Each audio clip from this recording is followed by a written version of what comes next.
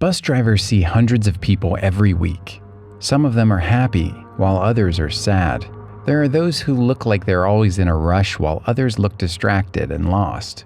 Of all these people, bus drivers have a set that they call as their regulars. These are the people who ride every day to get to work or school. Tim Watson is one of those bus drivers. He pays attention to the people getting on and off his bus. Over the years, he's gotten to know his regular riders. He knows their drop-off points and has gotten used to their daily schedules as well. Some of them had even become his friends. Whenever they get on and off the bus, they would usually have a quick conversation. Tim often tells them simple things such as take care or enjoy your day. In return, they would wish for his safety on the road as well. It goes the same every day until one particular morning. That day, Tim was driving his regular route. The day was going well and he was operating as smoothly as he can. Then, on a bus stop, a man and a boy got on his bus. Tim was sure the pair was not his regulars. The man seemed to be in his mid-20s and he looked distracted. They chose a seat in the middle, and he was evidently restraining the little boy who was clearly not in the mood. When this little boy got on the bus with the young man, the little boy started crying. That was something that Tim saw often. It's not uncommon for children to get on a bus in the middle of a temper tantrum. However, that day the bus driver felt that the little boy's crying was not the typical temper tantrum. There was evident fear in his eyes. That's not how the typical child looks when they're getting on a bus with a family member, even if they are in the middle of a temper tantrum. Try as he might, Tim couldn't resist but look from time to time at the new passengers. The little boy continued to cry despite the man's bidding. It seemed like the man was urging the little boy to sleep or to keep quiet. It was unusual for Tim to check on his passengers in his rearview mirror. However, there was something in his gut was forcing him to take notice. There was a strange feeling, but he couldn't figure it out at once. But when he looked again, something caught his eye. Looking from his rearview mirror, Tim finally realized where his gut feel was coming from. He remembered the news he had read that morning about missing persons. According to the newspaper, a 3-year-old boy had been reported missing from a library in San Francisco. Tim tried to recall the other details he had read. A suspicion was fast boiling in his mind. Tim, who was a father of 2, believed that his gut was telling him something. The little boy on his bus could possibly be the one police were looking for. However, he knew he could be wrong as well. So, he tried to remember other valuable information stated in the missing persons report. Lucky for him, his mind cooperated. The missing 3-year-old boy was wearing a blue shirt, plaid shorts, and red Crocs on his feet. At that moment, Tim imagined how the young boy's parents felt not knowing where their son was. He started thinking about his children at home and how he'd feel if one of them went missing. Remembering the details from the newspaper, Tim thought of a way on how he could get a good look at the boy so he could be sure. He couldn't just stop the bus and confront the man. He had other passengers to consider as well. Whether the boy was the missing boy or not, Tim didn't want to alert the man that he was suspicious. If it indeed was a kidnapping incident, he didn't want to scare the man off. He continued with his normal driving pace and resisted the urge to look in his rearview mirror. The man's eyes had become alert at that time, and it seemed to him that he looked impatient to get off the bus. At any moment, the man could change his mind and get off the bus with the boy. It seemed that no passengers have noticed. They were busy minding their own businesses. Tim knew he was running out of time. He looked at the road and tried to calm his thoughts. Then, just like an answer from above, he figured out exactly what he should do.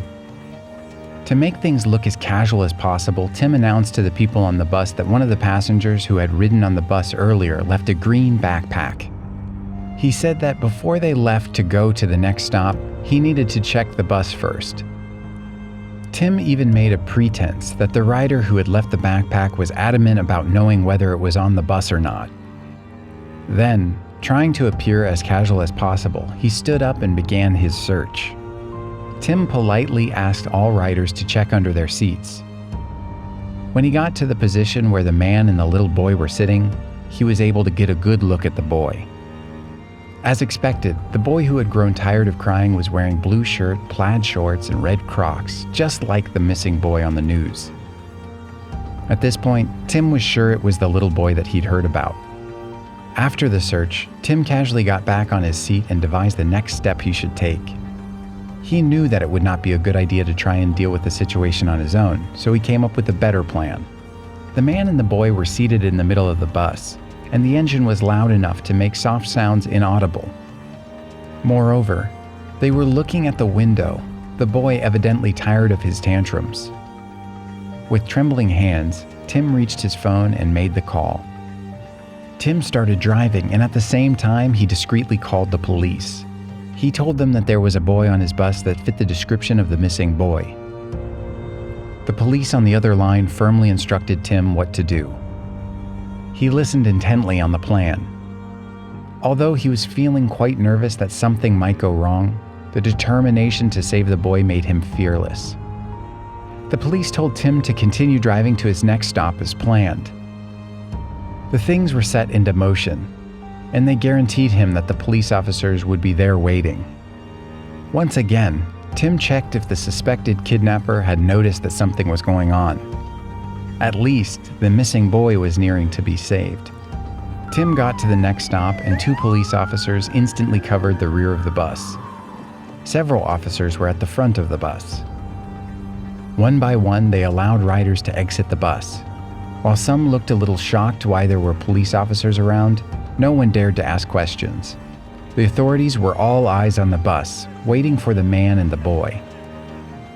When the 2 got off the bus, the police officers pried the boy from the man's arms and arrested the guy immediately. The alleged kidnapper made minor attempts to struggle but was unsuccessful. The authorities were determined to save the boy. The 3-year-old kid seemed to understand that he was being saved. He snatched the hand of an officer, and a look of relief was evident on his innocent face. Then, the 2 were taken to the police station for further investigation. It turned out that the parents had already been told about the possible lead. When the police got back to the station, they made the call. The parents were extremely relieved and were on their way to see their son in no time at all. Tim could only imagine how happy they would be to find out their son was safe and sound. Of course, the parents of the missing boy, as well as the police officers, were extremely thankful and proud of what Tim had done. If not for his excellent memory, strong instinct, and alertness, who could have known where the innocent boy could end up? The story was worth sharing, and before Tim realized, he was an instant celebrity. When he was interviewed by the local news stations, the courageous driver said, "I feel like I just did what any father would do." If Tim hadn't trusted his gut on this, there's a good chance that the boy would never have been found. Tim says that there's one thing that everybody should understand. If you feel something in your gut, you have to go with it. Having hesitations could end up to regrets later on. Did you like this story? Check out our channel for more.